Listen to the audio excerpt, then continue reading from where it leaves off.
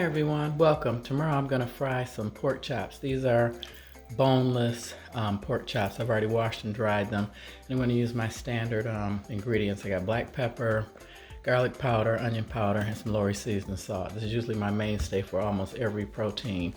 And 99.9 if I'm cooking a protein other than seafood, it will be seasoned the night before. I like a minimum of 18 at the least. 24 or 48 would be optimal, but to me that's the deal breaker. You can use just plain salt and pepper, but if you season it 24 hours before, it makes all the difference in the world. I'm gonna put you on hold and go ahead and show you how I season this. Okay, so I've got my pork chops here. I'm gonna take this 10 of them, so I'm gonna take 5 and put 5 on a plate here. My hands are clean. Yeah, like I said, I washed these and dried them off. This way they can season a little better. 3, that's 6. There was 10 in a pack. Prefer with the bone, but what can I tell you? Anyway, I like a lot of black pepper, so I'm using that first.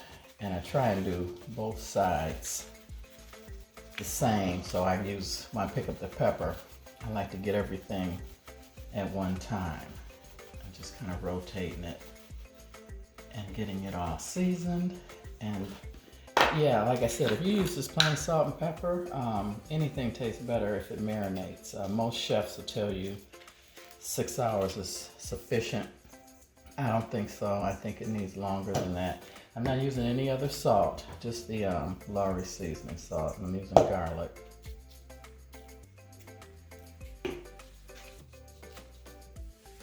I know it looks like a lot, but I'm not really gonna season my flour too much. And this is onion powder. Sorry, I forgot to mention that. A lot of times I skip on that. So use this hand, turn it over. I don't want to contaminate anything. Also, I always wash everything off when I'm finished. I'll wipe it down with Clorox wipes on my seasonings because I don't want any cross-contamination. So I get these turned over and season them the exact same way that I did the other side.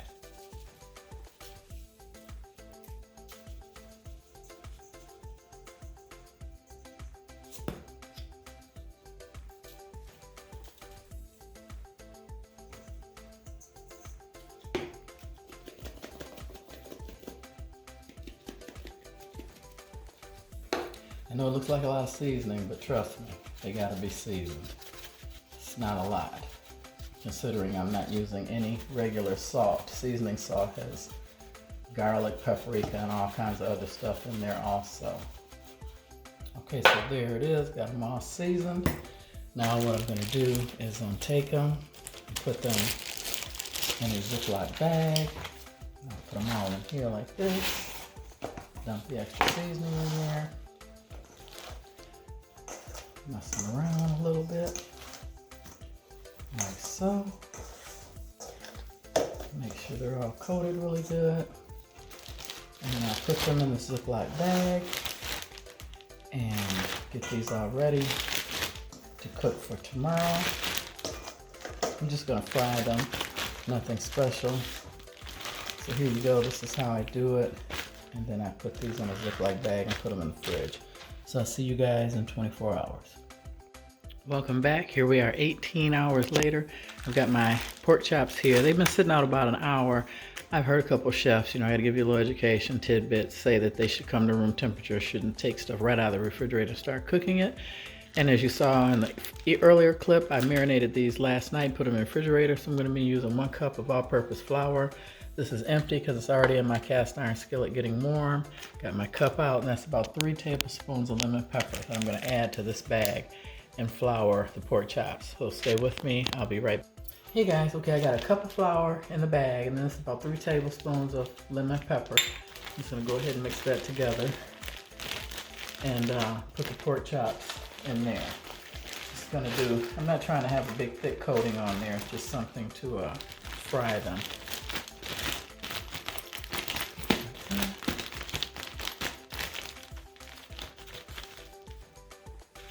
I've already have my grease on, my oil is on the stove getting warm so I can fry these.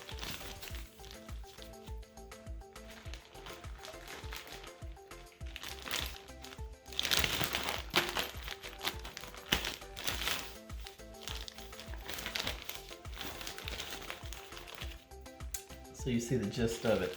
So I'm gonna go ahead and put you guys on pause and go ahead and get the rest of these floured and set up and ready to fly. Stay with me. Okay, the grease is hot pretty much. I'm gonna check it with a little bit of flour. Found that trick out from an old cook. So I've got the pork chops here. I'm gonna cook them on medium-high heat. I don't want them to cook really fast. And I put that entire bottle of oil in here to cook these. Now, I normally do not fry food. You know, those that know me from my channel know I do not like to cook. I cook out of necessity. When I was in college, a pork chop popped and it hit me in the eye. And it blistered and everything, and by the grace of God, it didn't scar my face. And I probably didn't fry anything for at least 10 years after that. So, yeah, I don't do a lot of frying here in my kitchen. It's not my thing. So, I'm gonna let these fry for a little while, and then I'm gonna come back, because I got 10 of them to do. And then I'll probably let you guys watch me cook them on the second side and pull them out.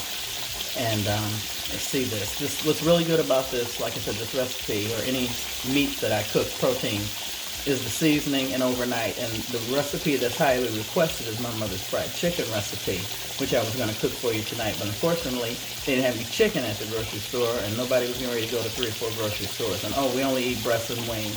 I know thighs are the way to go. All the chefs, everybody, you got to have a thigh. We do not like thighs at all. So, yeah, I'm going to cook my mother's fried chicken recipe with the wings.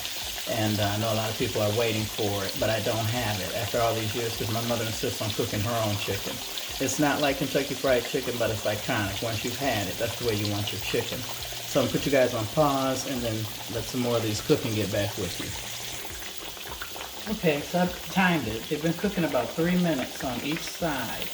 And so what I do is I take them out and I put them on the paper towel. And I had to cook them in threes. When you're frying stuff, you really don't want to crowd the pan, and my size pan only holds 3 chops at one time. So here's the last one going in.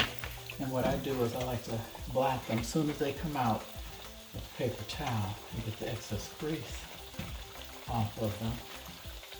And then I put them on a wire rack to rest. That way they won't be sitting in grease. And they'll be nicely, you want them crispy, I guess, crispy or crunchy. This is the last one in the skillet. So I just wanted to show you guys how I black them, and then I put them on the wire rack so they don't get soggy. So I'm going to cook this last one and come back and show you the display and tell you my joke. Okay, the last one's still cooking. It's got a couple minutes, so I decided to tell you my joke. It's called the ghetto parrot. A woman had a parrot that she took with her everywhere she went. She would even take the parrot to the club when she went dancing and drinking on Saturday nights. Whenever the woman went out onto the dance floor, the parrot would yell, "The roof, the roof, the roof is on fire. We don't need no water, let the MFer burn. Burn, MFer, burn." So the crowd on the dance floor would always cheer and holler in appreciation when the parrot would yell. This would make the parrot yell even more, and the chorus of the crowd would go wild. This would go on all night long every time the parrot went out. One Sunday morning, the woman took the parrot to church and into the choir to stand with her. And when the choir began to sing, the parrot yelled, "The roof, the roof, the roof is on fire. We don't need no water, let the mother burn, burn, MFer, burn." And the woman turned to him and said, "You can't say that." She was totally embarrassed and corrected him and said, "You can't say that in here." The parrot looked at her and looked around and said, "Why not? These are the same MFers that were in the club last night." So that's my joke. I thought I'd go ahead and tell you guys, and as you see, it's just about done. It's not quite done on the other side, so I'm gonna let that cook for a few more minutes and then get everything set up. Okay guys, so I got these 5 pork chops out, and what I decided to do with these 5 is go ahead and put some barbecue sauce on them, since there were 10 of them, and that way it'd be a little variation. So I'm going to put some sauce on these, and you see I've got them on the wire rack. I'm going to put them in the oven on 350. I may even put it on broil for a few minutes just to caramelize the sauce on here, just to have a little variety of something different. yeah, I hope you guys enjoyed my joke. I'm hoping that people will start sending me jokes, because sometimes it's kind of hard to find a good joke. Yikes. So turn these over and sauce these this way, and come back and let you guys see what they look like once I get them out of the oven. So I'll be right back. Okay guys, I've got these barbecued, sauced on both sides, and I put them on the wire rack, and they've been cooking for about 15 minutes on 350. So now I have them on broil, so I'm going to go ahead and try and caramelize the top of these and then get this set up so I can show you the display. And I'm going to tell you another joke for those that stayed with me. And go ahead and please hit the subscribe button. I'll be right back. Okay guys, I'm back. I'm going to show you the pork chops. They look absolutely amazing. Just one disclaimer, I am a nurse. Normally if you have children, I don't have any, you should cook on the back burner. I cook on the front because it's just my husband and I, and like I said, I don't have any kids. But if you notice when I'm done, I turn the handle that way.